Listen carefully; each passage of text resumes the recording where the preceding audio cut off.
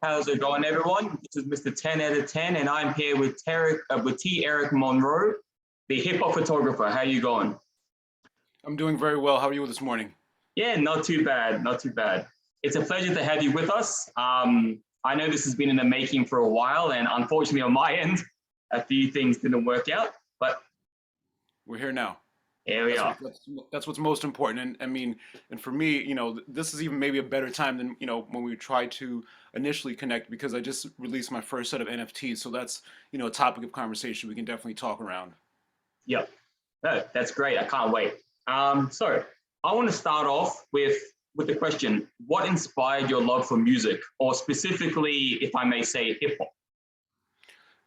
You said it actually right the first time. Like it's just the pure love of music. Hip hop just happens to be one of the types of music that I happen to capture. I mean, hip hop in itself, what brought me into it is the natural sounds that were made through it, utilizing other people's sounds. In the late '80s when you had guys like Rick Rubin using like metal riffs, and you had just he was using so many different styles of music to create what we consider hip hop. But it's like you go back and listen to some of the metal tracks that he used, and you're just like they rock just as much as hip hop shit.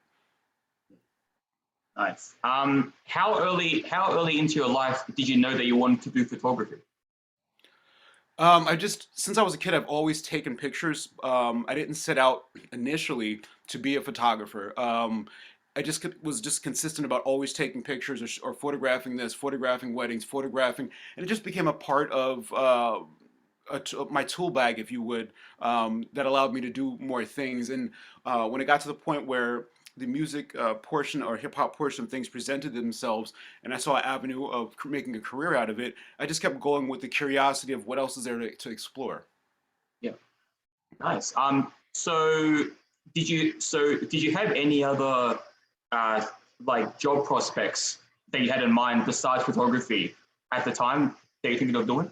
Nothing, nothing of relevance. I'll put it that way. It was sort of um, the kind of jobs that for security, if you would, whether it was working, just security type jobs, where it was working with the postal service or working for big corporation, inside of a union, and it's a protected job for 30 years and you can retire. That was the only thing of interest initially. It wasn't until the photography portion really came out of me, and I was able to start getting published and seeing this whole world around the music and entertainment industry that I was not aware of, and it just opened its doors in my eyes to so many more possibilities.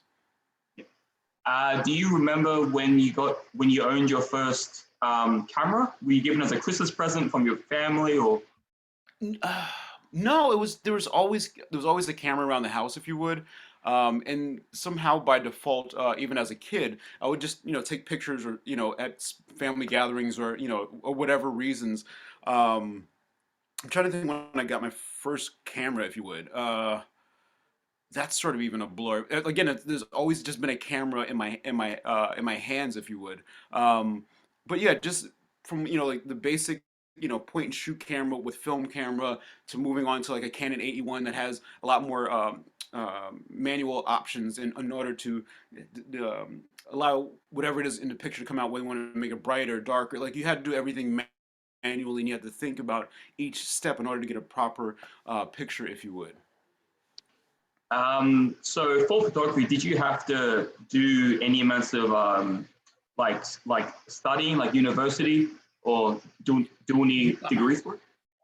No, well, I was already doing photography, and then when the music industry sort of appeared on my path, at that time I said, you know what, maybe I'll go to. I was at a community college, basically just taking general business courses, but there was another community college not too far from me that offered a photography major.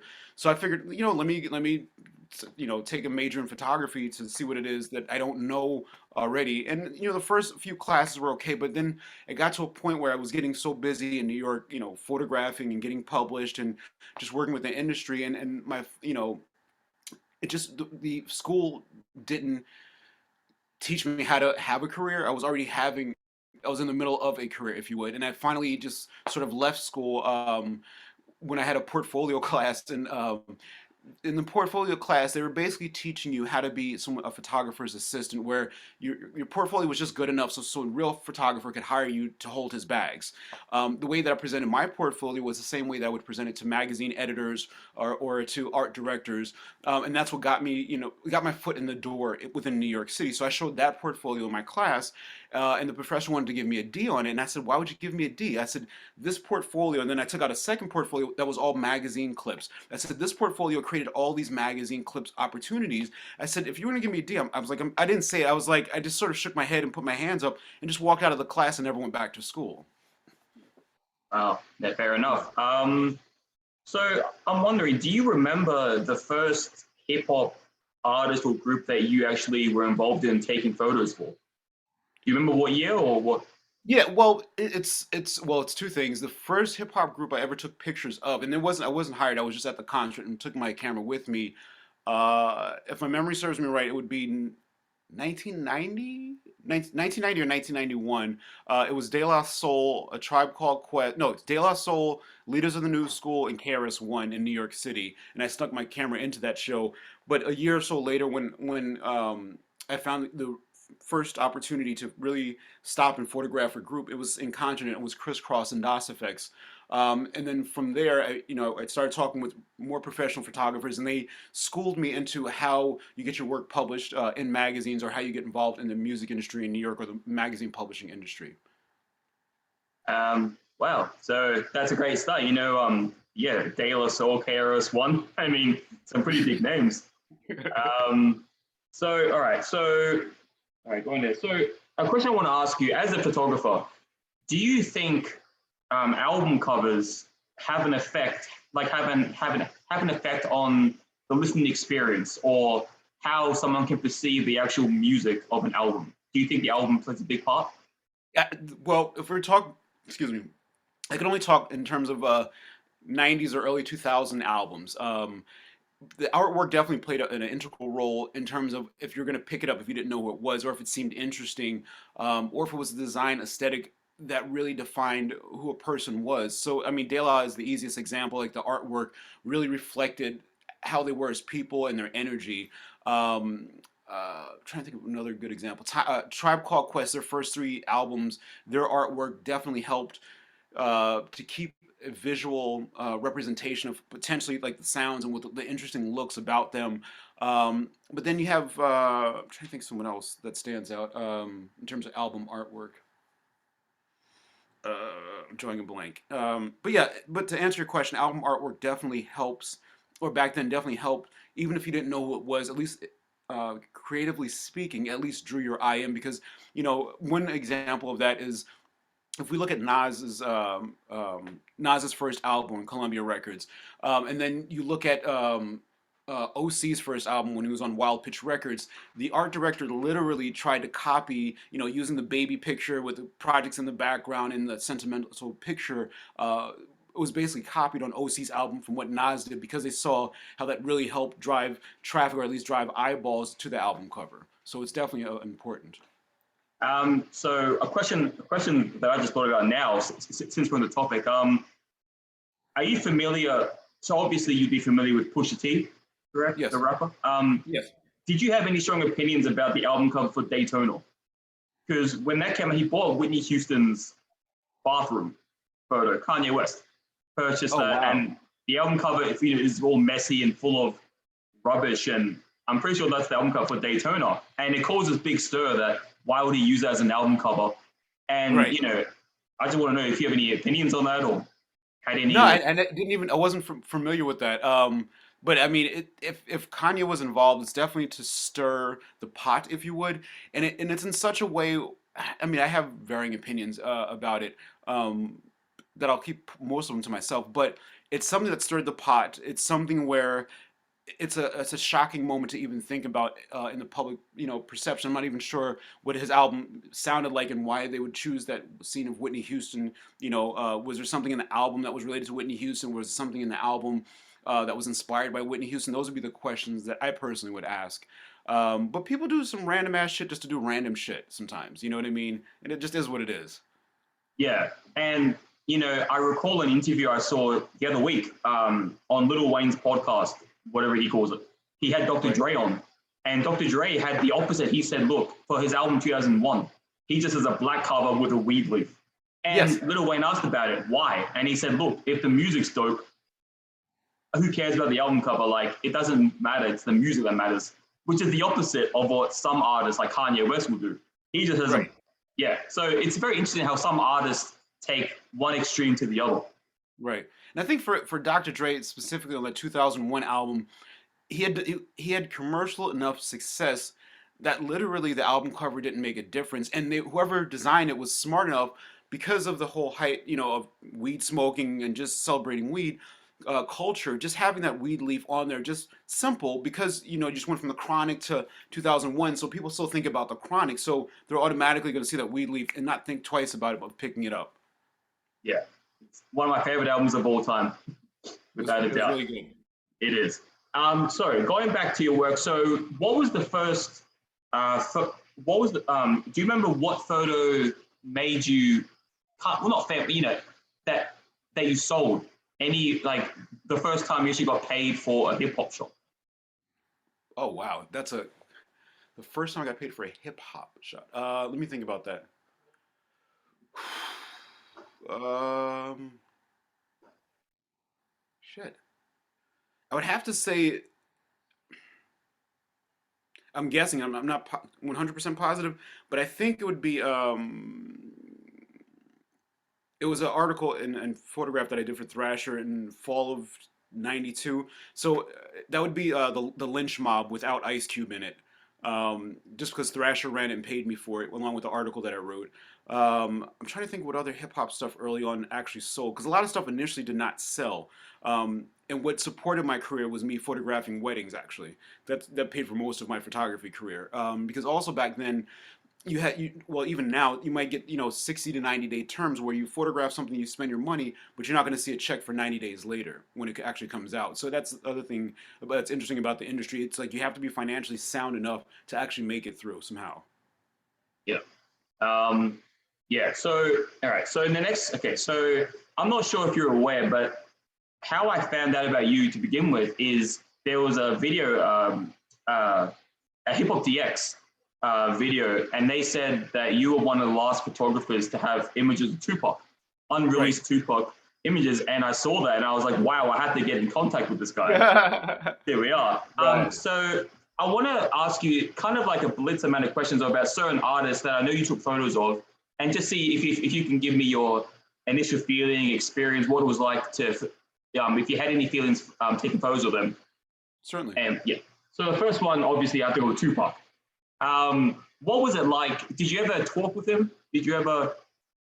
No, we actually never talked. What it was I was following him and I think it's the Outlaws that was with him, or Thug Life that was with him that afternoon in Harlem, and I just followed them around because you had the box video music channel that was had the main camera filming them around. Then you had part of all the different newspapers and magazines around New York there, just because it was Tupac and there was a big press release about him being in Harlem. So it was a typical thing of the media being there, just being the media and trying to get that theatrical moment of Tupac. So for me, I wasn't there on either side. I wasn't being paid to be there. It was an opportunity that I knew he would be there, and I went there just to photograph sort of him, but I didn't know it was going to be such a circus around him. So for me, it was sort of capturing the circus that was going on around him, watching him and his friends, and getting close enough to them that I could actually capture and watch them, but not get close enough because he doesn't know who I am. Yeah.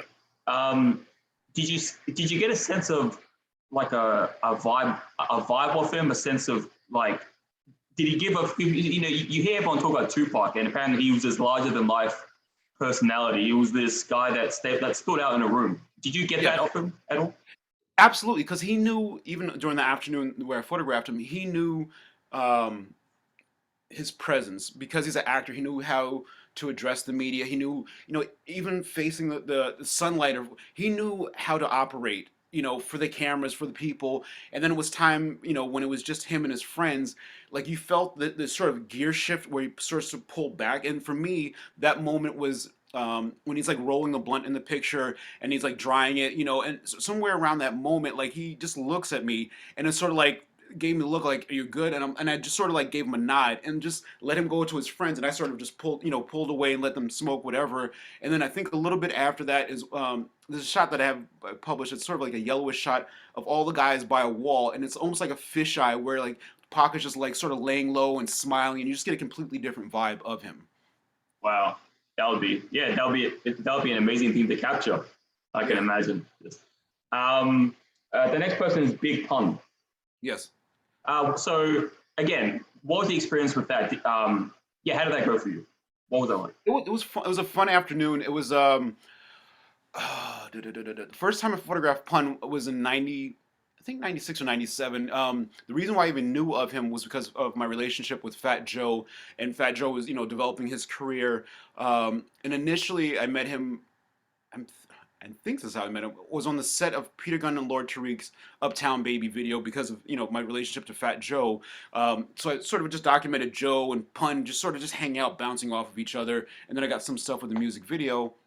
A year later, they were working on the Don Cartagena album and some of the Terror Squad group album, and then during that time, I spent a couple of days where I actually went up to the South Bronx, and one of the days, the Box Music Video Channel was doing a segment on Fat Joe, Big Pun, and Angie Martinez together. So I got footage of the three of them, together walking different parts of the Bronx, and then a little bit later on in that afternoon, we went to Pun's house, and then just seeing Pun around his family was completely different than Pun around Fat Joe or Pun just being, the character of Big Pun. So it was interesting to see the different layers of him. And then also, you know, being able to see him and his wife in a way that was not meant for a celebrity consumption, if you would. Like you can see on some of the pictures that I have of the three of them together, meaning Big Pun, his son Christopher, and Liza, his wife, where they're sitting on the front porch, but it's not a celebrated family moment. It's more of like, this is the real us outside the celebrity bullshit, and like Liza actually really likes that picture because for her, it tells the truth of the reality of the time. Like, yeah, he might have been selling a million albums or the or being sold a million, but they're not seeing that money. There's so much that had to be recouped, but it was just showing and feeling the reality of what they were going through in that one moment. And was it 1998? Wow. The one thing that always surprises me about Big Pun is his level of, breathing control when he raps. He was heavy, but he doesn't sound. When I show people who don't listen to Big Pun, and I show photos, and Yeah, like, this is the same guy from the song. Like, exactly. He's just like like a machine gun. his twin, the cover, the twin. What was it? That no, sorry, deep cover, the deep Yes, cover remix. yes. His verse, his tongue twister. It's like, what the heck? Unreal.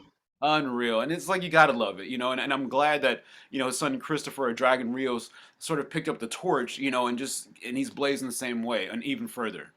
Nice, nice. Now that's one of my favorite artists as well, and right up there with Tupac. Next up, I want to talk about Lauryn Hill. Yes. Okay, so again, like, do you remember the experience? How that went? Yeah, I mean, I've known the Fugees since '93, and they lived here. They live here in New Jersey, where I live in the same state as them. So early on, when I first met them through the record label, it's like they were just very talented people, and visually they just looked very interesting. Specifically, Lauren was just beautiful because of physically she's beautiful, but also when she talks and her mind, it's just it's eye opening. And it's at a time where women in hip hop with authority were so highly respected. Like she didn't have to undress for you to get her attention. Like the more she put clothes on, you've paid even more attention because what's coming out of her mouth, what she's gonna say and talk, that captures beauty.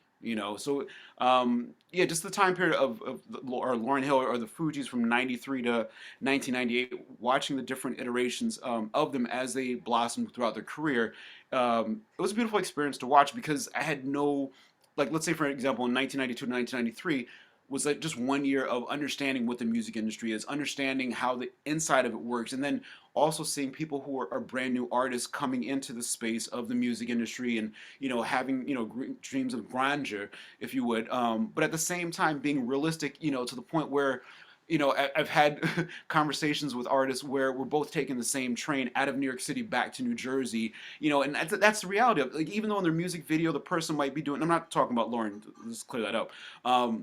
Even though in the music video they appear one way, but at the end of the day they still had to take a train, home, back to wherever it is they lived at the time. So it's understanding those types of moments, and also respecting the artistry around the person, and also the Hollywood allure that makes the artist a character more so than a person. Yeah. So what was your initial reactions when you heard the, or obviously one album, The Miseducation of Lauryn Hill? Did that like initially blow up like it is now? Like, just, It just made sense, just because of the trajectory of how she was going, and also it was how the Fugees utilized her voice and sound on the song "Killing Me Softly," so that allowed the general public to get ready to hear her sing and really express herself the way that she did. So when her first album came out, everyone was already ready for it. It wasn't a surprise, but it's yeah. just, I was happy for her, period, because she needed that breakout moment independently. You know, every time I listen to the album, which is a lot, I listen to the album all the time, and I try to think in my head, if I had to compare another album to that, like in terms of how perfectly it sews together hip hop, R&B, soul, all the stuff. And I'm thinking like Beyonce's first album, but then I'm like that wouldn't work. SZA's Right. first album. I'm just thinking of all these albums, and nothing compares.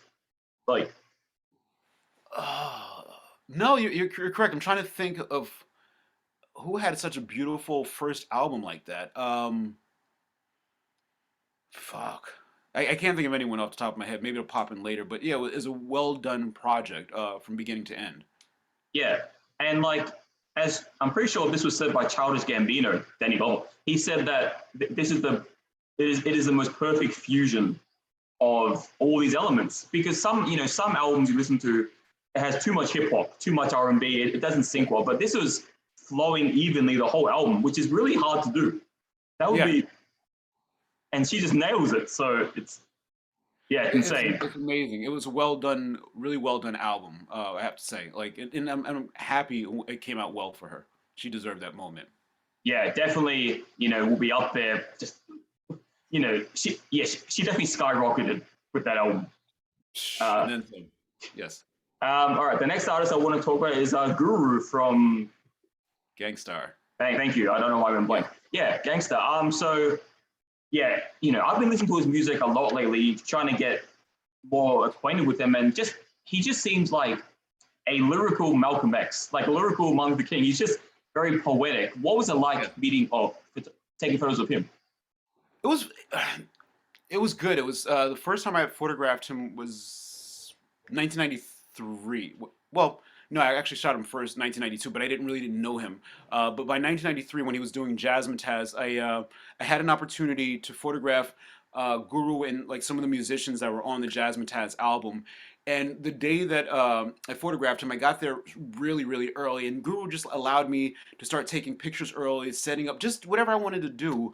And he allowed me the time and space with him and then the other jazz musicians as they were preparing for the show. They just gave me all the time in the world to do whatever I wanted to do, carte blanche, and like everyone was cool about it, and the images like speak as such, and then fast forward, I was 93, 94, 95. I would literally bump into Guru all the time because his manager at the time, it was Empire Management, Patrick Moxley, who went on to do Ultra Music.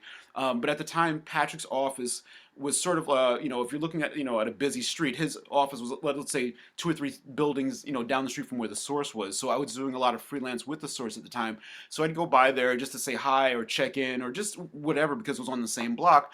So every so often, like Guru might be there, or Jeru might be there, or whomever. So the familiarity of the face and then seeing each other out, it was just it made it easier. So in 1997, when I photographed him working on his bald head slick project in the studio by himself, it was one of those moments where I stopped by his management's office and they said, "Oh, Guru's doing, such and such." I was like, "All right, you think, I can go over there and check out?" Like, definitely. So I remember skating over to wherever he was. Like, it took me a while to skate there, but I got there. He was like, "Oh, what are you up to?" I was like, "Oh, just kicking it." And he was just cool. Like, he knew I was there to photograph. He just focused on what he was doing and gave me space and time to literally take my time, set up my equipment around the room, and just observe and watch him as he was doing his thing. And then that was how I was able to take nice, calm, quality moments of him because I wasn't asking anything of him, like, "Hey, pose this." No, I'm in your space. I want to look around. I want to watch. I want to observe because the way of capturing it is the way of sharing it later on. Yeah. Wow. So he was. So you would say, so Guru was the same way he was. So his, how do I say it? His the way he was on songs is the same as he was in real life. To a degree. I mean, he wasn't poetically flowing every minute of the day, but he's down to earth. He's just a very cool, interesting person. He was older than the average rapper, which gave him an interesting vantage point. But what also added to his lyricism and just his wisdom was how he grew up in Boston, Massachusetts. Like, he is, believe his father's a judge, and he came from very like good roots, if you would. He didn't, have the typical hip hop route. So that also helped his education, help with his lyricism, if you would. So it's interesting how people come into the game and what they bring to the game as a result of their upbringing or education or lack of education, even. Yeah. Did you ever get a chance during the whole gangster photography or guru photography to talk to DJ Premier? Actually, no. And I don't. And I talked. Well, I talked to Premiere one time, and it was literally a 45-second conversation. Because again, his manager sent me over to see if I can, take some pictures or hang out, and Premiere let me like came in. He didn't know who I was. He was just like, "What the fuck?" And there was a guy that I worked with at the time that happened to be in the studio with him, and the guy was watching this interaction. I looked at the dude, and the dude didn't even get my back. I was like, "Oh, okay, you're not even having my back on this conversation." So since then, I've had like the kind of like towards the dude, but like I'll tell him who he is later. But it was kind of foul where a person like me, like if I can help someone get into a situation, I'm like, nah, he's like, you get someone in the door, but for you being in the door and not getting me that cool factor of being able to get a moment with Premiere, that was kind of fucked up. You know what I mean? So life is what it is. Maybe it was a reason why I'm not supposed to photograph Premiere. Who knows? Yeah. Yeah. Well, that's it. Have you heard the latest Gangstar album where it has verses after he died? No, I So actually have not heard. I've seen it, but I have not heard the new Gangstar album. it's insane because these were recorded what 10 years later. These were 10 years old from when it came out versus, and they sound so relevant. Like Guru Wow. talking about too much saturation in hip hop. It's overcrowded, and they don't talk about important things anymore. And this is like 10 years prior. It's like it sounds so relevant. He's always Um, ahead. yeah, the way Premier mixes that album, it makes it sound like he's there alive. Like it sounds Yeah. so amazing. It's a perfect tribute to the Yeah, man. I mean, with music technology right now, or recording technology, or just technology, period, what you are able to do now. I mean, I can even compare it to photography, for example.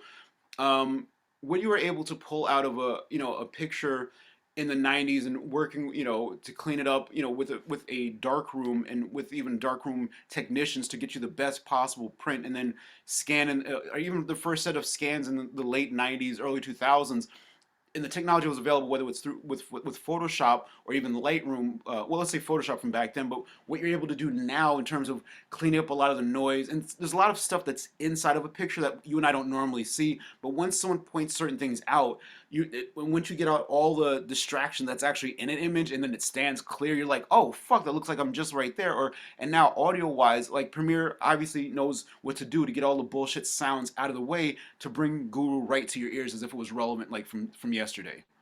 Yeah. No, it was a crazy album and definitely a perfect tribute to the man. So the last name I want to talk about before we move on to other topics is none other than the legendary Old Dirty Bastard. He must have been an interesting person to be around, I assume. He is. He's a in hindsight, probably over the last year, last 2 years, like having done interviews and talking and thinking more and more and more about my time with Old Dirty Bastard, has helped me to realize, like one on a personal level of just meeting him, not knowing him. The first time we hung out for one full day, like we didn't talk much, but he was just an interesting character to be around. He was very quiet because we were just one on one, and I'm not a very talkative person, especially when I'm photographing someone. I might, suggest this or just give simple suggestions to make sure that my composition of what I'm trying to shoot is properly lit. But beyond that, like Old Dirty has enough character built in him when he goes from being Russell Jones to Old Dirty Bastard. He's going to give you a performance.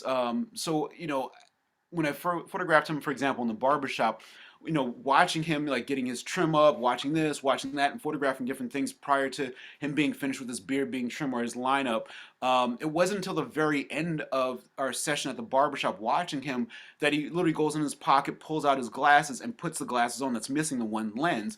And then that was the moment, that's the shot that he wanted. Like him with the one lens at the barbershop looked like he wanted that the entire time. He waited the entire thing. He didn't tell me, no, wait.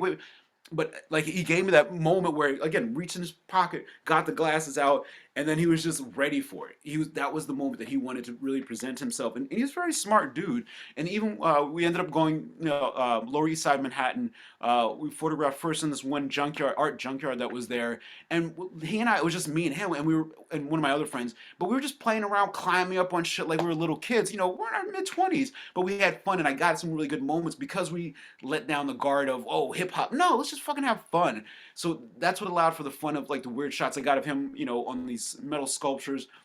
And then from there, spending time with him on the roof of this one building where we have the World Trade Center in the background. And then within that moment of time with him, like really looking and watching the different parts of what he brings to the surface. So that was very interesting to look back on. Yeah, he was like listening to his first album, the dirty version of the Right. of the Place of Chambers. I hear so much the production that RZA does for the bus. It's so colorful. It's so animated. Like it suits him perfectly. Right. Like just his character combined with that production makes for the most unusual but perfect hip hop album. That's why it works. It's kind of like you need that right producer to pull your sound. So for with De La Soul, it will be a good example. When they work with Prince Paul on those first three albums to really bring out everything about what we know as De La Soul, even though they wanted to kill that fun and jovial image, by Stakes is High because they're at or was yeah by Stakes is High they stopped working with Prince Paul and started working with Jay Dilla, and then also doing a lot of their own production themselves to separate themselves. But you need that initial ear to really bring out your character. The way Prince Paul brought out De La, RZA was able to bring out the characteristics of Old Dirty in his first album. Yeah. Do you see? I see a lot of people talking about it, and this is something that I wouldn't think myself, but I have talked to a few people who say otherwise. So I want to know your opinion. Do you see a lot of Old Dirty Bastard in someone like Danny Brown? Do you see a lot of comparison? Yeah. Meaning, well, Danny's his own character, but if you were to say, I don't think he's trying to be Old Dirty Bastard. There's certain people that are pure characters, if you would. An example of that, in the skateboard world was like Harold Hunter. He was a legendary skated for, started out skating with Shut when he was younger, and then Zoo York the latter part of his career. But if you knew Harold, like he was a character no matter what. But at the same time, in being a character, he had a personality that was warm, welcoming, and inviting. So that's why everyone in New York, or around the world, if they ever met Harold once, like, oh, they're like, oh my God, he's my best friend, and just have fun stories. Danny Brown is the same way. Like he's a character of a person, period, and it comes out in his music. Old Dirty's a character, and it comes out in his music. Hell, Busta Rhymes is a character, and it comes out in his music. So I don't think anyone's like Danny Brown, for example, is taking from Old Dirty. I think we are reminded of Old Dirty Bastard when we see Danny Brown doing Danny Brown, or anyone that has real characterizations, if you would, about them. Yeah, I heard a few years ago that apparently there was meant to be a collaboration project between Busta Rhymes and Old Dirty Bastard, and it didn't happen because obviously Old Dirty Bastard tragically passed away. But there's that single, Woo Ha, the Twisted Yes. edition. Yes. and if that was anything to go by, that album, Woo! oh, it would have been insane. Yeah, exactly, exactly. Like, and actually, Old Dirty Bastard is on Busta Rhymes' new album. Really? He's on one song. Okay. It's obviously old recordings, but Busta wanted to save it for a special occasion, so he saved it for his new album. So you can hear a verse by Wow. Old Dirty Bastard. Wow. I mean, it would be interesting. Well, depending on technology and licensing, there's something called I think it's called like the 27 Club or something, and it's I guess it's a group of producers who can take, let's say, like Amy Winehouse, and like the program records everything that she's done, but what you can do now, because of the way the computer understands um, the way she enunciates, the way she talks, the way her inflections are, her sing, that they can now program, uh, make a program where they can have Amy Winehouse sound like as if she was still alive, and have her sing an entire song that you can program in the song, and it really sounds like a original Amy Winehouse. With that being said, you can probably do the same thing with Old Dirty Bastard using, the 20. I think it's called the 27 Club, where these producers like have all this new music of Amy Winehouse or whoever died, usually when they're around 27, and they remake all these new songs, using their sound. Yeah, that would be pretty crazy. I'd And love to hear it. you I mean, know, that way you can have a Biggie and Tupac album together. oh, that would be quite the occasion. But Yeah. the one thing I want to end Old Dirty Bastard's note on is I saw this amazing thing when RZA was on Snoop Dogg's YouTube podcast, whatever it's called, on YouTube. He has a show, a talk show, and RZA was on it, and Snoop said the greatest line ever. Snoop said when he first heard the 36 Chambers album, the debut Wu-Tang album, apparently he said, I can't believe that they let a crackhead rap. Just the funniest Oh idea my. of the Right. man. Oh, I thought it that's was funny. hilarious. Yeah, no, I can definitely see that happening. Yeah, that's funny. um, yeah, so before we continue on with the other questions, you said when we started this interview that they had a new release out. You had something they just released that wasn't released when we first tried to do the interview. Correct. Do Because you want to talk about that? How that came along? yes, what it is, it's my first NFT collection. It's fine art photography.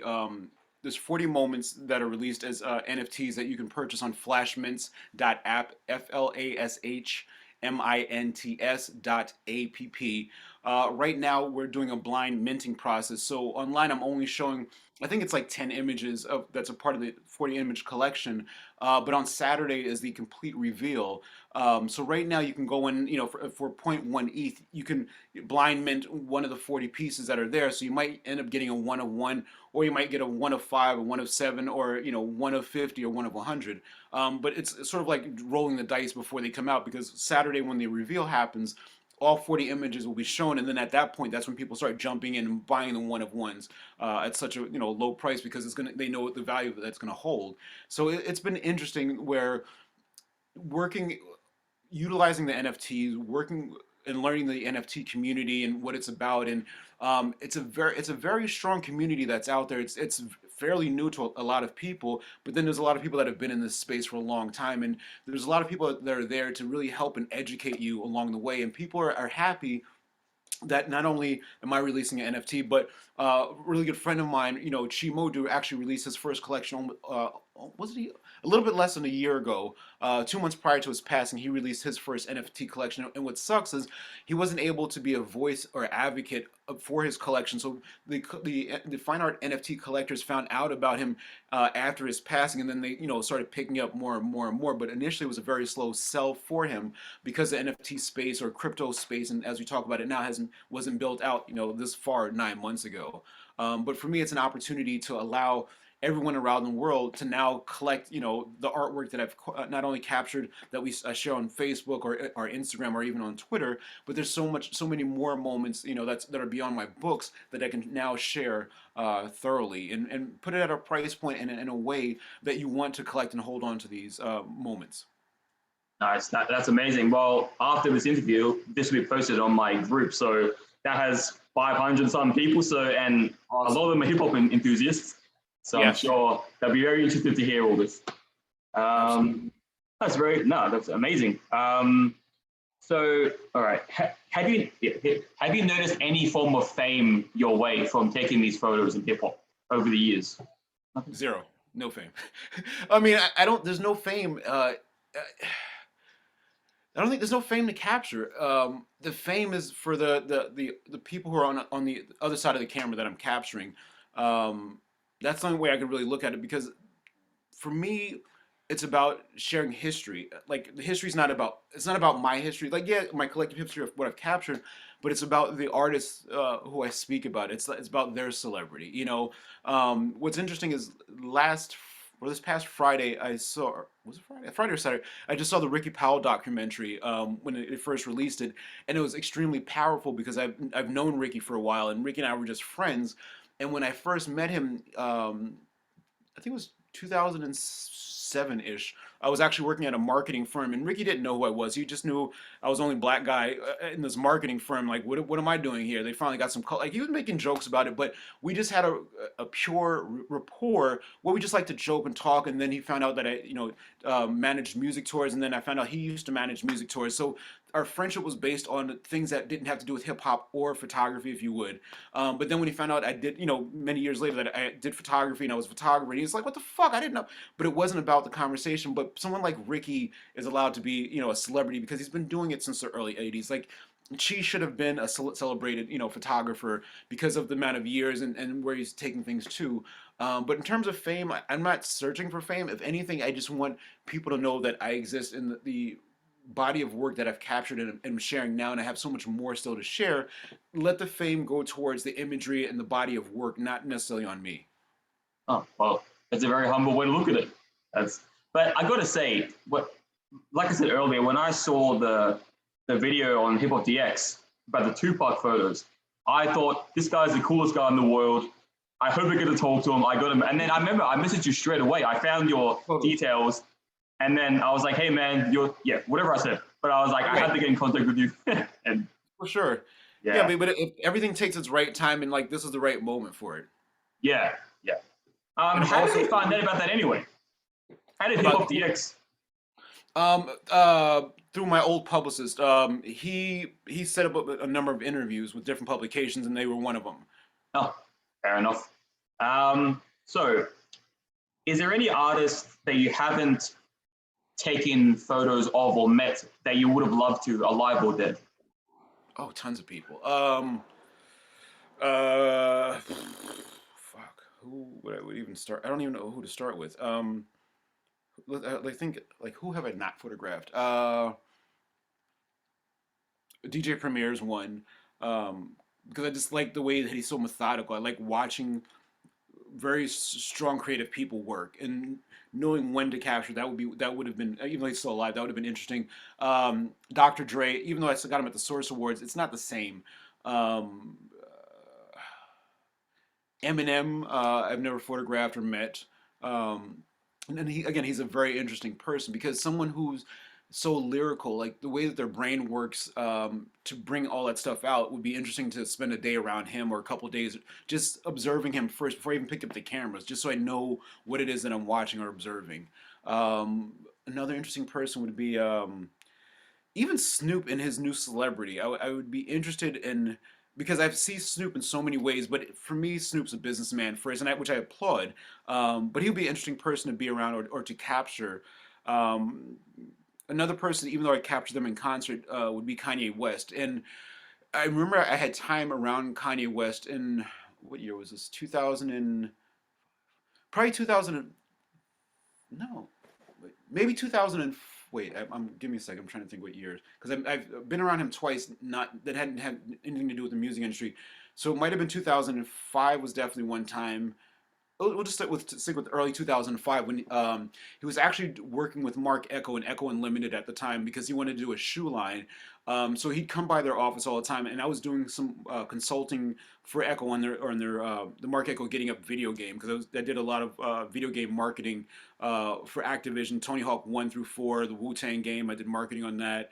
Any of their action sports titles. So when Mark had his video game, there was an opportunity where they wanted to bring me in and help with the marketing consultant of what you can do either on game or outside of the game. And then at that time, Kanye would just stop by the office to talk to Mark, talk to the footwear designers. And he was just like, everyone knew it was Kanye West, but it wasn't like, oh my God, there's Kanye West. He was just like, oh yeah, there's Kanye. Like that's what it was. But I wish, I would have made the introduction to talk to him, but at that same time, I wasn't into photography. Like I had left my photography career, and then I came back to it in 2010, if you would. So Kanye is another person I would love to have photographed early in his career, just because there's so much about his early energy that even to today, like if you think of like the college dropout era, you know what I mean? Where I mean, there was something special about that era and his sound and the freshness of it.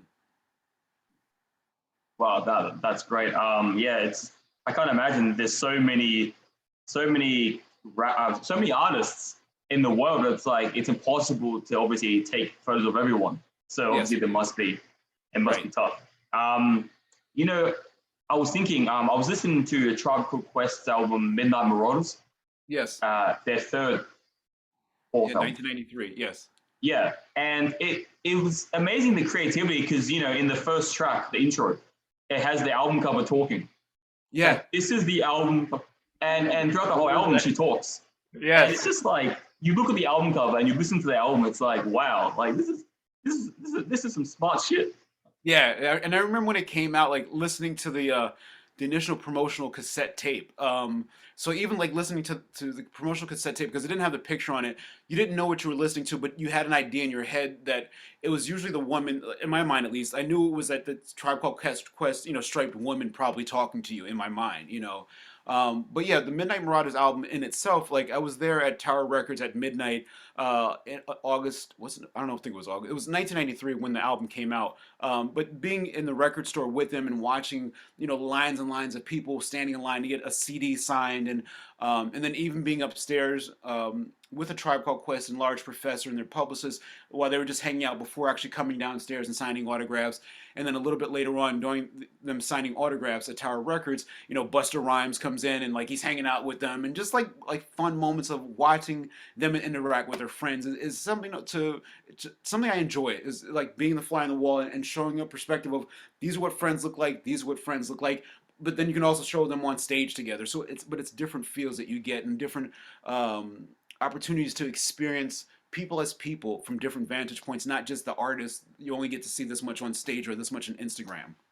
Yeah, um, I've got to say that it kind of shocked me a bit because researching about Busta Rhymes, I always forget his early affiliation with the tribe. So I'm like, he's actually he's been around so long. He was one of the first rappers out of the golden era, the golden Yes. age era in 1990 onwards. Yes. So it's Yeah. like he's been in the game for ages.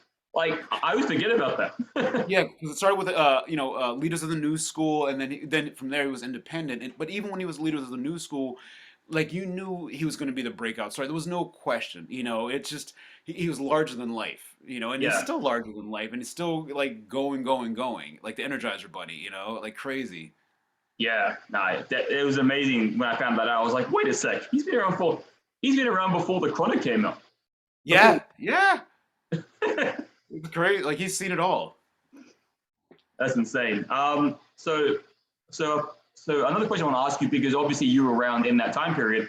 I always like to ask people like, because let's talk about Tupac and Biggie. Obviously today they're revered as the greatest of all time, two of the best in hip hop history.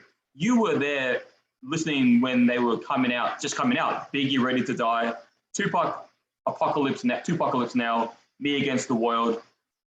Who do you think when they were around in their present time that they were worth all the status they have now? Do you think could you see that in them back then? No, no, not at all. So neither of them. And I can tell you exactly what. Well, here's my. I can only talk from my perspective. Um, and it was interesting. Earlier today, I was in a car, and I think Juicy was playing on the radio, and I was commenting to the person in the car with me. I said I could still vividly remember the summer leading up to Biggie's album came out September 13th, 1994, if I'm not Four. mistaken, or 1995. But I remember the summer before, like how much the radio stations were playing it nonstop in New York. Like you couldn't get away from that fucking song, you know. And it was almost to the point where like it was too much, but at the same time, like it was an interesting intro of sound because for me, in terms of can we see them as iconic or legends in their introduction albums, I would say no. And the reason why is because the icons or legends that we have would have to have compared them to at that time would be like LL Cool J because he was the only superstar in the space, if you would. So coming out as a new artist, I don't care if you had 4 albums, if you weren't almost to the LL Cool J height. It wasn't like you were being disrespected, but you're not a LL, you're not a Rakim. You know what I mean? Like those are the pillars of you've sort of made it in hip hop culture. Because I don't think anyone at that time, 95. Yeah, no one was trying to play like they're uber rich, and no one really made $1 billion yet. Yeah, so it was a different space of how you looked at a celebrity back then. But in terms of just brand presence, I mean, Biggie went from, his first album to the second album where he got really cleaned up. Tupac, I mean, he's always been the James Dean, if you would, of the scene, like the outlaw, badass, like pretty boy, you know. But with that being said, he still wasn't icon. Even though he was in movies, the hip hop culture didn't really put him up on a pedestal just yet. Like we were still hating on him for whatever fucking reason, which is stupid. I mean, hating on him to a small degree, but they just didn't give him his flowers while he was still alive, which Yeah. sucked. Did you feel a sense of change in the air, so to speak, in the hip hop community when he dropped "Hit 'Em Up"? Was there like, oh shit? Well, I thought it was funny. Like I do. I thought it was funny. I look at it sort of like after the Source Awards, Dog Pound came out with that New York, New York, like it's a diss song against New York using was it Capone and Noriega's like one of their tracks or whatever, like New York, big city of dreams, with everything in New York and always what it see. But for Snoop and those guys to do it from a West Coast, sort of joking on the East Coast, I looked at Hit 'Em Up as the same kind of way. But I just looked at it as very jokey and cheeky. I didn't look at it as anything serious. And one thing, and one, I guess my reason for not really taking this beef so seriously, there's a few reasons. One, the real beef started. There was no beef. It was Suge coming on stage at the Source Awards in August of '95, saying what he said. Everyone's reaction like, "Oh shit, what the fuck?" But the thing was, a month or two later, it might have been October, November, whenever Diddy or Puffy would love, whatever he calls himself, whenever his birthday was the same fall of 1995, at Puffy's birthday party in New York City, Dre was there. There's a bunch of people, and I have Dre and Puffy or Diddy arm in arm like this, like best friends. Where's the beef? You know what I mean? Like, there was no problems. You had other entertainers at Puffy's party. There was no problem. In December of 1995, they filmed the movie, the movie here in Philadelphia, which is on the East Coast. At the movie, Biggie was there, Snoop was there, Dog Pound was there, Warren G was there, Run DMC was there, Slick Rick was there. There was no beef anywhere, and like everyone's backstage walking past each other, hey, hey, hey, even to the point where what the picture that I have of Snoop giving me the middle finger with Run DMC, that was predicated off of. I literally asked, and I saw him coming towards Run DMC, and I said, Snoop, do you mind if I take a picture with you and Run DMC? And he gives me this look, and I already knew what was going down. And he was like, well, who are you shooting for? And I couldn't lie. I had no reason to lie, even though I could have lied, and I knew he was going to get pissed off at my response, but I couldn't lie to him because the world is so small, and I told him it was the Source, and he's like, fuck the Source, and that's why, like, he gave me this visceral, like, middle finger, like, this angry look, because I had mentioned the Source, because this, like, he hated the Source, you know what I mean, like, dissing him, he has no problem with anyone, but it was the Source that fucking dissed him, or the Source Awards, so I took the brunt of that with the visceral middle finger, and yeah, I could have lied and said, oh, I'm shooting for Thrasher, which technically would have been true because I still had stuff running in Thrasher skateboard magazine, but that picture wouldn't have run in Thrasher. So it's one of those things where even though everyone says there's this beef going on, behind the scenes, no one's having a problem with each other. Like. And it's sad that Biggie was killed the way that he was, and then how Pac was killed after him having a fight at the casino or whatever, and the guys retaliated, and that's just fucked up. Like how their life was taken away like that, and it wasn't. It's just foul. And I feel for their families more than anything because they were snatched at the prime of their whatever the next wave was about to be? I talk with I have a few friends who are hip hop heads like me, and we talk theories all the time. And one of my friends, who's an Australian rapper actually of his own, he says he's under the impression, because when we talk about Biggie, he's under the impression that if Biggie were to have lived and continued his career, that he would have been the one out of the two that was more open to experimenting with different sounds, different guest artists. He would have been more open just in general musically, while Tupac would have just stayed in his own roots. Kind of like an Easy. No, I don't know.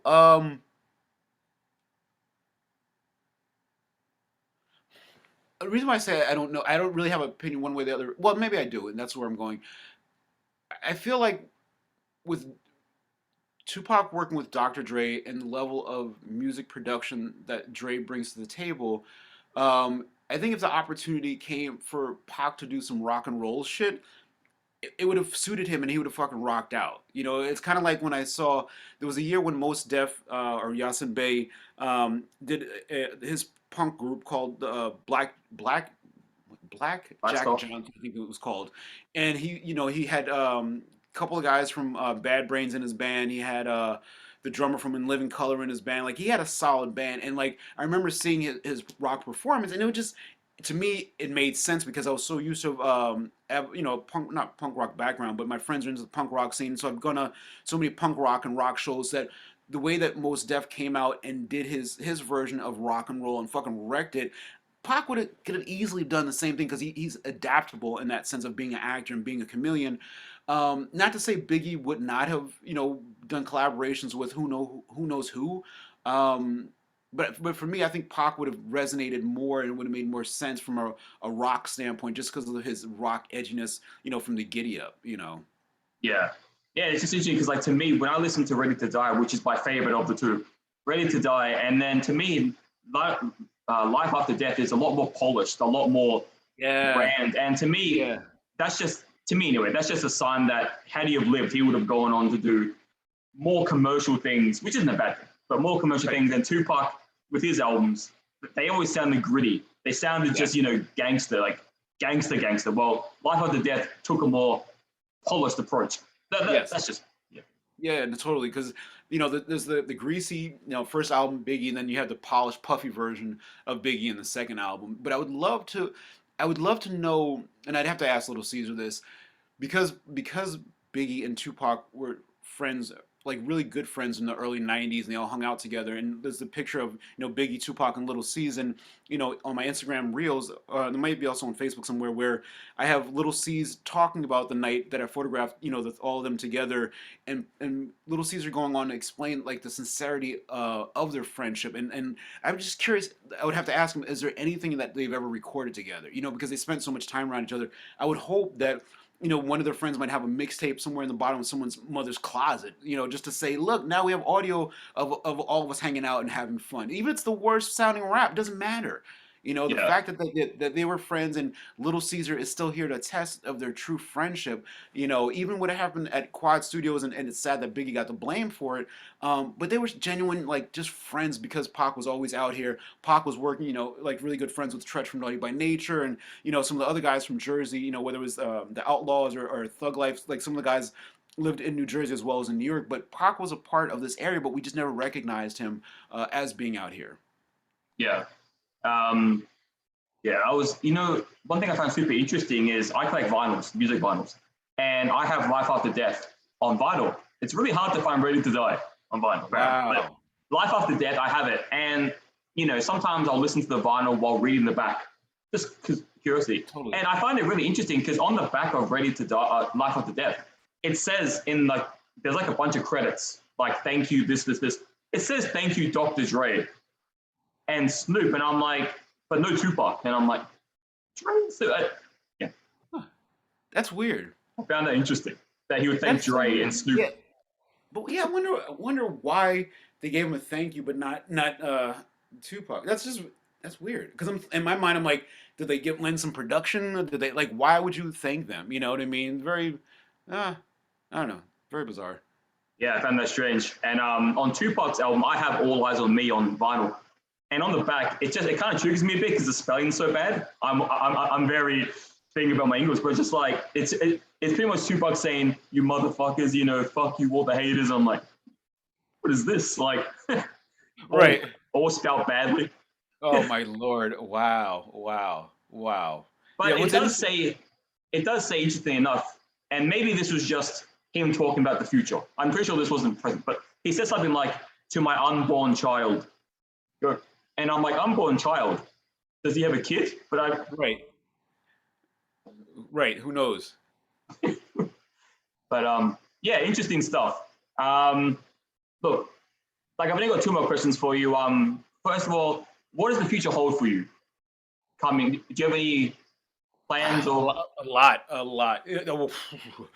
Right now it's entering the NFT market space, presenting like my '90s random unseen moments of '90s hip hop, sharing that beyond the sharing it in a way that I haven't been able to share it and work with people, just giving them, not giving it, but getting the work out there, but also in terms of giving out the imagery. Part of the metadata that's attached to it is, there's stories behind it, there's links to it, there's other ways that I'm now able to share more moments where initially it's, you collect a picture and then maybe you're airdropped, something later on, or thank you for being a collector. Here's a special moment that I found, recently in my filing cabinet that I've touched up that I want to share. Like, you're able to share with your collectors and your community, and the people who really want more, to learn more about '90s hip hop, but beyond just my '90s hip hop. I have a whole background and history with amateur skateboarding, where I ran an amateur skateboard league from 1998 to 2005, and I have all the video footage of all the contests, and there were kids within the skateboard league that went on to even skate in the Olympics that just happened this past year. So to have that kind of like lineage of history of like all these different skaters that came up through this contest league, and I have all their footage and being able to reshare all that content, pretty or within the next few years, that's just another connection, to the youth, or giving back of history that's been captured digitally, but now I can share it forward, and showing people the full on contest footage. Like, there is some footage that we've made available on YouTube called United Skateboarding Association Beats of the East contest, or the Grom series contest, and a lot of the kids now are resharing their parents' footage of the contest that they were in that I used to organize. But it's sharing that, and then sharing, some of the other marketing stuff that I've done over the years in between hip hop to skateboarding, where I used to produce events for Tony Hawk, for his stunt shows, if you would, or his VIP shows. So there's a lot of culture history as it relates to subculture that I've been a part of, that I now can share in many different ways because of now blockchain technology and NFTs and a lot of the new things that are coming, that it makes sharing and collecting even more fun and exciting from different ways. yeah, nice. Nah, that's very exciting. I can't wait to see all the stuff unfold. I used to play Tony Hawk games as a kid, the PlayStation Right games. on. So Awesome. that's all my knowledge on it. But Yeah, I mean, it was a fun time because I remember, when Activision first came to me, when they had Tony Hawk coming up, and Wu Tang Shaolin Style video game at the same time coming out, and because of my past with the music industry, I was able to create an opportunity for Activision where I could take the video game to music industry events and actually have people play the video game at music industry parties, and that was like a brand new thing. Like, no one played video games at industry parties. Like, you sat around, you looked at this, thought you're too. But no, when people can relax and play a video game, especially Wu Tang, it was a no brainer. And then when I brought Tony Hawk and Wu Tang, it was completely new because there was no quality skateboard games in the video game marketplace. So by Tony Hawk 2, then we had Matt Hoffman, Sean Palmer's wakeboarding, and Sean Palmer's snowboarding. So every year it kept growing and growing what Activision was offering in the marketplace. And because I was running an amateur skateboard league, I also had associations with the amateur BMX league, the amateur surfing league, the amateur snowboarding league, where we take the video games to all of these other events. And then what happened is, I was taking the video games to other events. I was creating marketing opportunities where I could now go to a record label and say, "Hey, I can promote, these albums at snowboarding, BMX, surfing, and wakeboarding events, throughout the United States." So I gave the music industry an avenue of a direct link to action sports in the early 2000s, when that was typical street team marketing of hip hop. For me, it was the same thing. oh, nice. Yeah, well, yeah, no, it's very cool that you have such extensive knowledge and background on two different things. Skateboarding and hip hop. It's a really cool mix. Hand in hand, yeah. Did you ever play Tony Hawk Underground 2? I did not. I mean, That was I've my seen it, but I favorite. have not played it. That is my It looks favorite. sick. It has Bam Margera in it. It has like Steve-O from Jackass. Ooh. Yeah, Yeah, yeah. and he rides a mechanical bull. It, What? it doesn't make sense, but it's sick.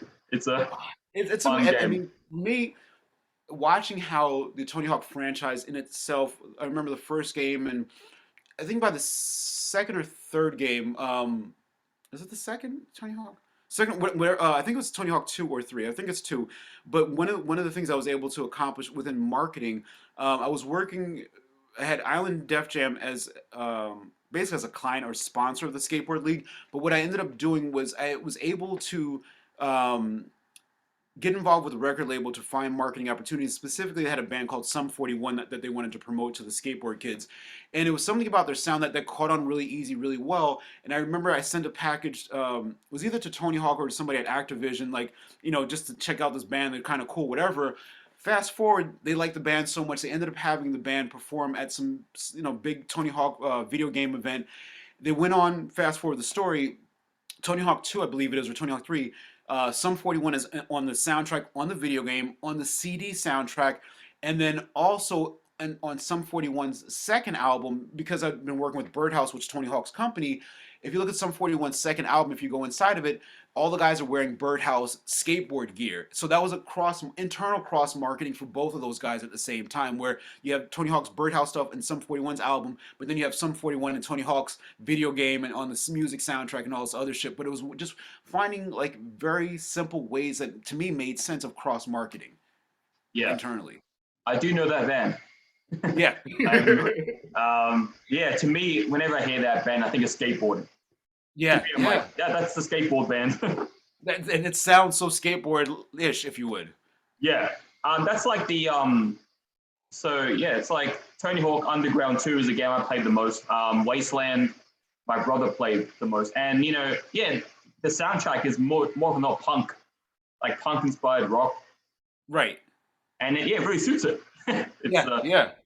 They did it right. They know whoever ran that whole franchise really knew what they were doing. And for me, I even remember game game to game as it went from Tony Hawk to Tony Hawk 2, 3, 4, how they really evolved each game in terms of I remember when they first started, you can customize the stuff you were wearing, customize this. Like customization was so early in that game, and I remember all the not to say all the licensing deals that they were able to create within the skateboarding industry for all these skateboard brands and then non-skateboard brands after, and it gave all these brands a new foothold and a new customer base because at that time you had more chain retail skate stores that were available in more places for kids to get their hands on stuff they hadn't only seen on the video game.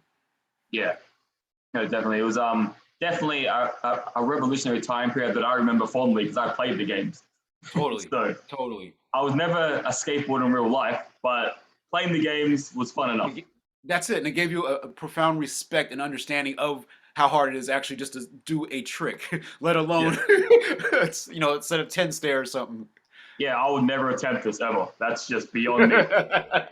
I'm too lazy for that. All right, so the final question I want to ask you, and this is a fun one because it's kind of a question that throws everybody up because it's such an explosive question, but it's the beauty of it.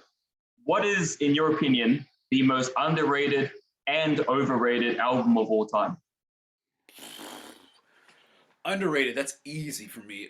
Me personally speaking, I would have to say the Diggable Planet Blowout Comb, just because it didn't get enough marketing behind it for the time period that it was, and to me, it's still a phenomenal album to listen to. And I'm also biased because I was there for part of the recording of that album. But people just don't know it, or when they finally get introduced to it, the beauty of the sound of how it was made, and it was a really well orchestrated album that doesn't get any shine, or doesn't get enough shine. What's overrated? I can't, I cannot, I don't know any of the new hip hop. I'm going to start with that. Um, but what was overrated back in the day ish? I don't even know. Well, to give you some perspective, Yeah. the only hip hop answer I've gotten for overrated so far is Tupac's "Me Against the World." Yeah, I mean, I can't. and it's from an East Coast New York sound perspective. Pac, it's funny because I used to have this sort of not an argument with my old next door neighbor where he used to love Tupac like it was nobody's business, and it was just very interesting because people around here, they respect him, they care about him, they like him, but there was very few that had this crazy love, and like I see it now, there's people who have this uh, larger than life love for him, which I respect, but it's not like I have a love of Biggie, but it's just something about when people love Pac, they love him like it's their grandmother kind of love. You know what I mean? Like it's like you can't say shit. Like honestly.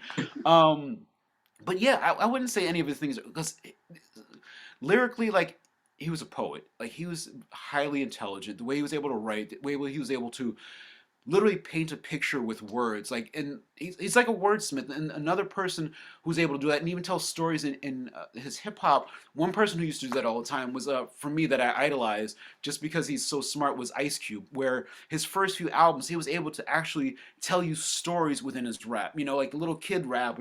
He told stories nonstop, and a person who can tell you an entire story in a rap and literally walk you through it, like hell, I mean, even I'm not gonna say this word, even the song that he did with DOS Effects, I think it's Wreck Yourself Before You Check Yourself.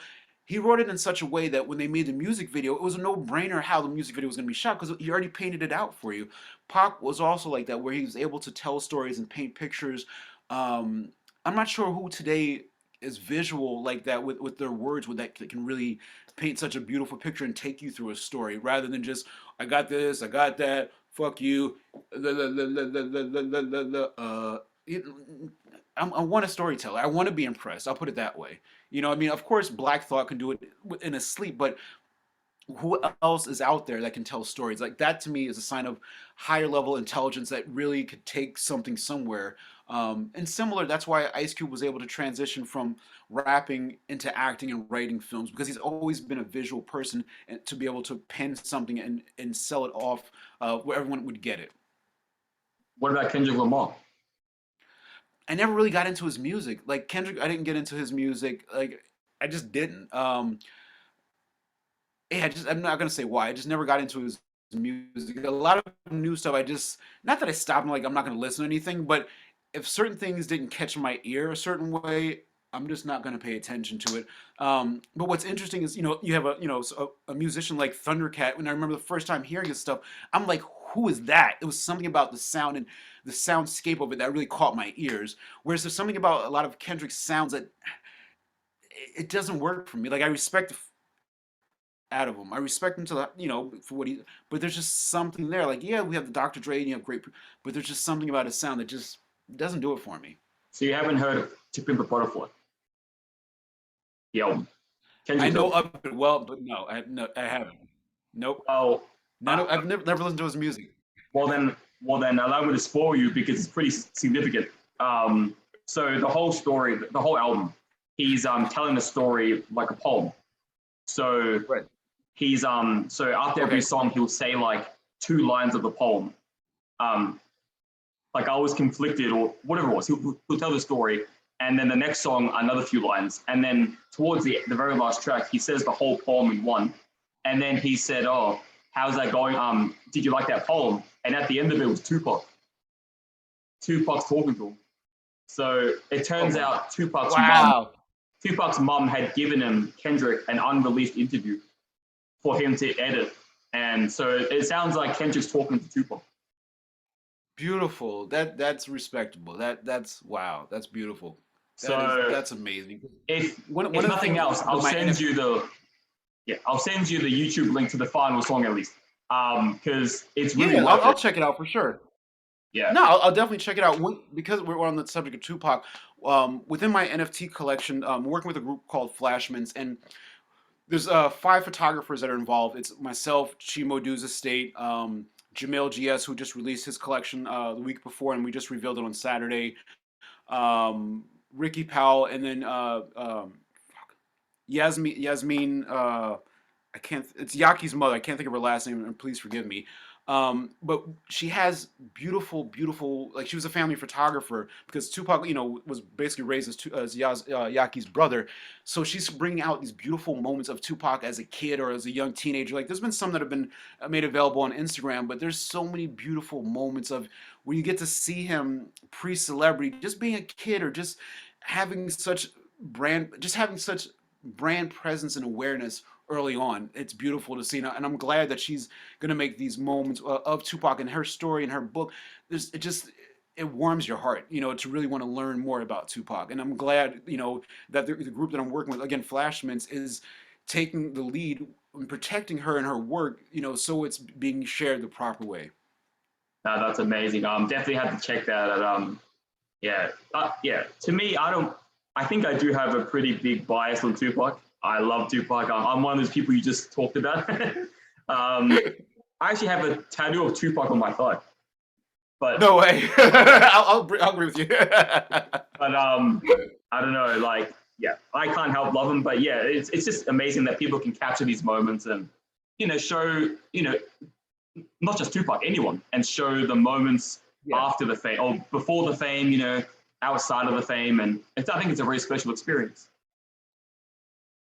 Yeah, It really is because I know for me, I remember the pivotal moment where it was the Fugees, where I remember uh, what was the video? It was on the set of the Killing Me Softly video, and I remember I went by there, um, but there was something in the air where it's like you knew something had changed with them because they'd hit a certain plateau, and it was just I don't know how to describe it. Like, but for me, like I didn't stay at the music video. I went there, talked to them for briefly, but then I left just because the energy wasn't right. Not in a bad way, but I just felt they were just so different, and I was almost sad because I'm like, oh, I'm losing my friends. Like that's how I felt personally. But they were like, oh, let's go hang out, kind of friend. But that's almost like you almost had to break away because you felt like the next level of something was happening. And there was nothing you can do other than watch the evolution. As it happens with people as they grow through their careers, and having the opportunity. Even I'm fortunate of having watched their success from like their first album when it really didn't do anything. They almost got dropped from Columbia Records, but it was the remix that actually saved their career. And then them performing live. If you've ever seen the Fugees perform live, they give an amazing live show. And the only other people I would put in the same lane is probably the Roots, as in terms of giving a live show performance. It's the next level. It was the next level. Yeah. Now, well, look, I got to say, you've had an amazing career so far, from what I can tell. My opinion stays the same from when I heard about you on Hip Hop DX. You are a crazy, amazing person. And look, thank you so much for, what is it, an hour or something of your time? It doesn't matter. Whatever the time is, it's been a pleasure. Honestly, I'm glad that again we were finally able to connect and we didn't give up. Yeah, exactly. Once I got all this sorted, the first person I thought of was you. I was like, look, I got to get this back again. And I kept trying, and I'm so thankful we're able to do it. Absolutely, I'm here, man. Thank you so much for your time. And yeah, after this, I'll post it on my group. Obviously, I'll tag you in it. And yeah, we'll see where it goes from there. Have a wonderful morning. I'm about to go outside and do a little barbecuing in the dark because it's 7:30 at night here. Oh, well, have fun with that. And I'll be cleaning or something. I don't know what I'm doing. But enjoy the day, man. It's been a pleasure. Yeah, you too. Have a good day. Thank you so much.